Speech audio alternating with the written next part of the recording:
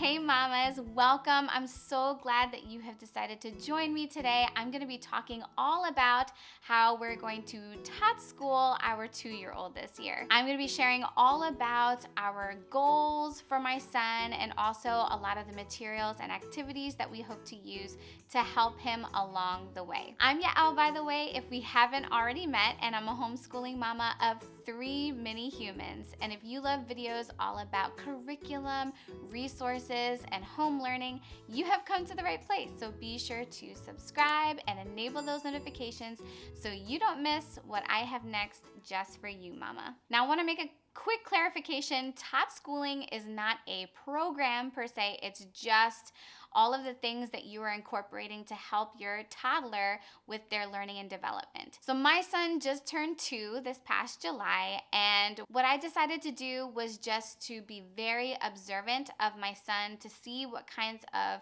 things that he's already doing as far as his development and some of the skills that he's just naturally working on. I use that as my basis to try to figure out what kind of goals we should set, like appropriate goals, and accompanying materials that are going to help him refine those skills. Some of the things I'm going to share with you today may not be the things that we are working on in the future. So from 6 months from now, perhaps my son has mastered a skill and he's moved on to something else. So my plan is just to continue observing him and reevaluating all of the materials and learning activities that he's doing so that it's really age appropriate and it's appropriate for his developmental stage. This first goal has to do with language development. So I'm hoping that by the end of the year, he will be able to recognize and name things in his own environment. As far as materials go for this first goal, I have these pretty books, and they are fantastic for language development. This is something that my son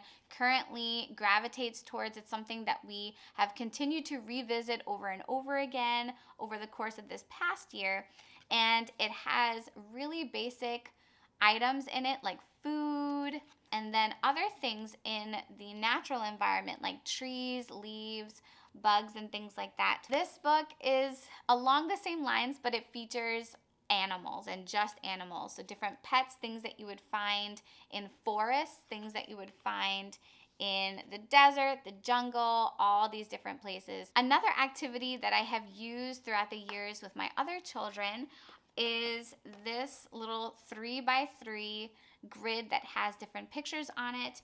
And essentially what the child will do is they will have these cards that match up with the different pictures that are on the board. And so I will identify the item as he is picking it up. So he'll just pick up whatever card that he feels like. I will identify it and ask him to also say the word, and then he matches it up. This next activity is a jigsaw puzzle, and I'll be definitely sharing more of these with you a little bit later. And this one is just of a farm, different items on the farm, animals, farmer, things like that. And again, he is just going to fill out this puzzle, and as we go, we can name all of the things that are on this puzzle. Puppets! So this is something that I love to incorporate as far as our songs and nursery rhymes go. So this one is good for Old MacDonald and Farmer in the Dell. I love to incorporate puppets because it's very engaging for children. I've worked with a lot of children in the past. They absolutely are so engaged when you use things like puppets. Obviously, the other thing that we're going to do is read a lot of books together. And one of my goals, along with language development, is to have him be able to be attentive throughout a book and continue to turn pages when it's time to turn pages. The second goal has to do with visual discrimination. So I'm hoping that he will be able to recognize different attributes of things in his environment and also be able to identify similarities and differences. In order for my son to recognize some of these different attributes, I'm going to have him do a lot of sorting and matching. I have these attribute blocks that I have used with my daughters already, and I'm continuing to use with them. The first skill would be to be able to identify these colors and try his best to say what they are and be able to match them up to little squares that I've created. They're just all little squares that have the color on it, so he'll be able to just match that up like that. Once my son gets comfortable with that, we can also look at separating and sorting by size and shape. So we have rectangles here, that's one type of sorting, and then you can also sort by size. So this is a bigger one, this is a smaller one. Then we have this puzzle, which has different shapes in different colors on the bottom, and then crayons on the top that have different colors. So this will be a nice activity to do when we're practicing our colors, and then when he's ready for it, our shapes. Another material that I'm planning to use are these little cubes, to help him sort different colors, match different colors. I'm also going to use pom-poms for those activities as well. Another fun activity, which is along the lines of the picture matching that I mentioned before, is object to picture matching. And I have these cute little figurines. This is a walrus from Safari Ltd. And these fun little flashcards that I picked up a while ago for my kids to explore animals. They have animal facts in the back of them.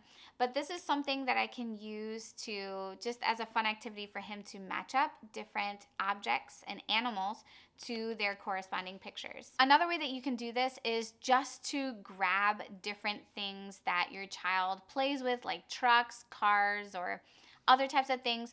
Take a picture of them, print it out, and then use those as the pictures that they are sorting with the objects. The last activity within this category of visual discrimination is this brown bear. It's a My First Puzzle Pairs, really, really easy. And it goes along with a book that we already have by Eric Carle called Brown Bear. So I was thinking that we would read the book and then do the corresponding puzzle with the book. We're also going to do a lot of sensory play activities so that my son can get acquainted with different textures. So we're gonna go and explore things in our natural environment outside. Maybe during the fall we'll collect acorns and sticks and things like that.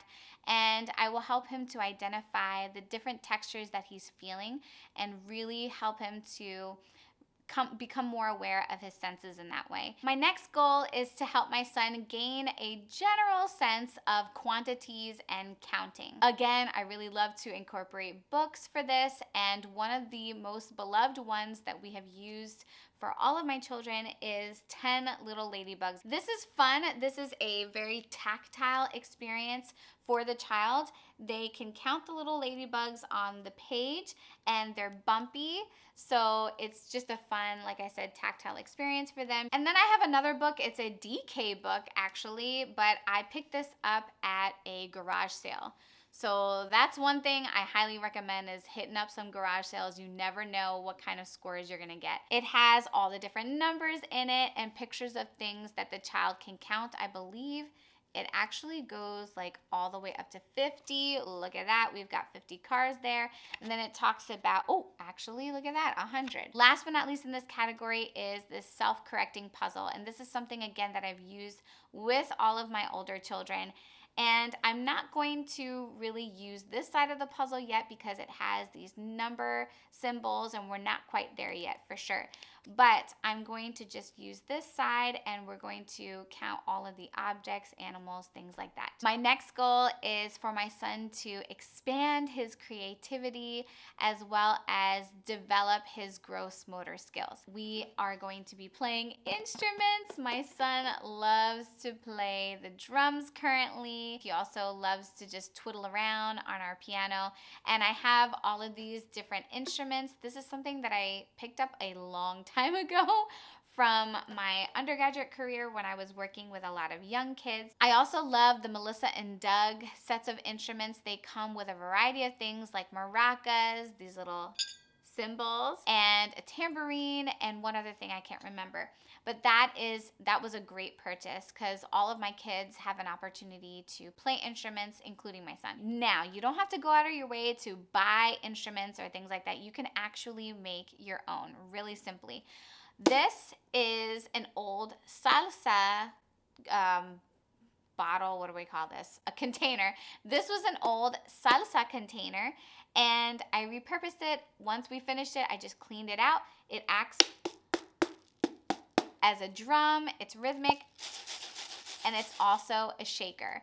So that's something you can do if you're interested in just repurposing some of the items you already have and just making DIY instruments. As far as gross motor skills go, we're talking about kicking a ball, running, jumping, doing all of those fun things. Like many other children, my son also loves to dance and bop around. And one of the things that we like to use and pull out are these scarves. They're pretty translucent and light.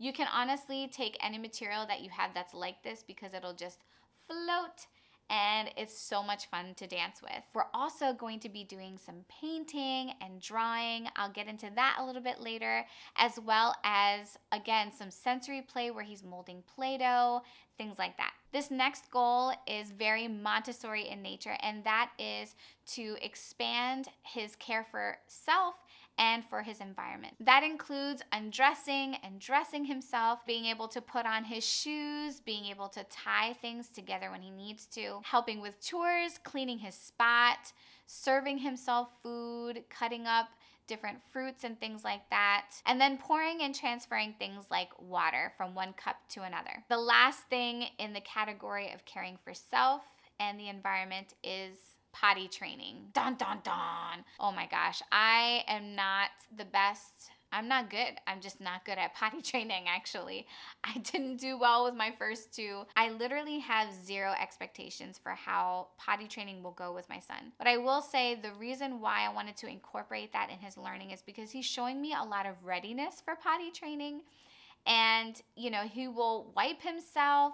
He always points to the potty when he knows he needs to go. He's tinkled a little bit in the potty, maybe a couple of times so far. He tells me when he has a stinky poopy. These are a lot of signs that he's definitely ready to do it.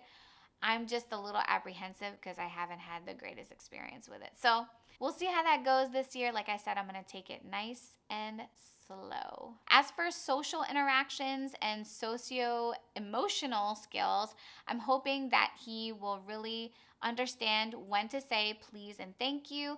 He is mostly doing that right now, and it's just fine. Sometimes he gets the two confused, so we're going to work on that. And then also, being able to take turns appropriately with his siblings and other children. Last but certainly not least, I want to help my son develop his fine motor skills. Fine motor skills are really important because it helps to develop a child's muscles in their fingers. So that's good for pre-writing and being able to, again, care for themselves, fastening buttons, doing zippers, things like that all require those good fine motor skills. This first activity is really simple. I'm just gonna let my son scribble on pieces of paper, and also this board right here. This is something really, really fun. Essentially, you have like a little stylus, and when you draw on it, a lot of different colors emerge. It's just really fun. It's a nice kind of sensory writing activity. The next thing is dry erase drawing, which can be very messy, but my son really, really loves to do it. So I try to supervise him as much as possible, or have his older siblings kind of near him doing another activity and kind of keeping an eye on him to make sure he doesn't draw all over himself. But there is a book that we have that somebody gave us that has been fantastic for him to just scribble on. I think it's a little too overstimulating for him right now, so I decided to get him another book, and it's by the Pretty brand again.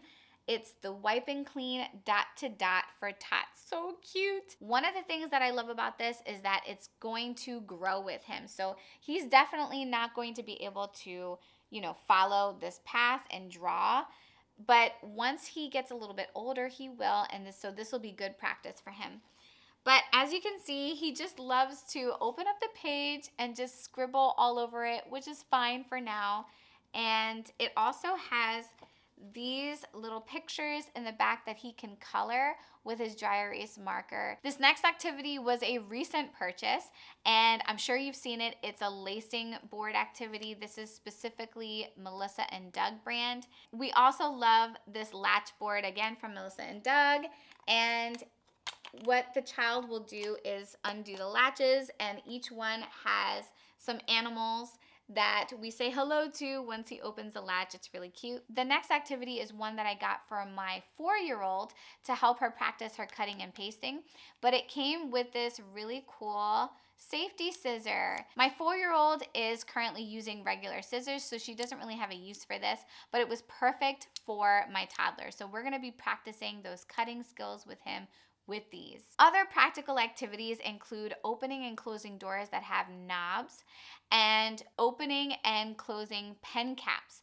That's something that my son has really enjoyed and just loves to do. So we're going to just do a lot of that as well. If you are in the midst of planning what activities and materials to use with your toddler this year, I would just encourage you to be observant of the types of things that they're already doing, because that's going to give you a hint as to what their interests are.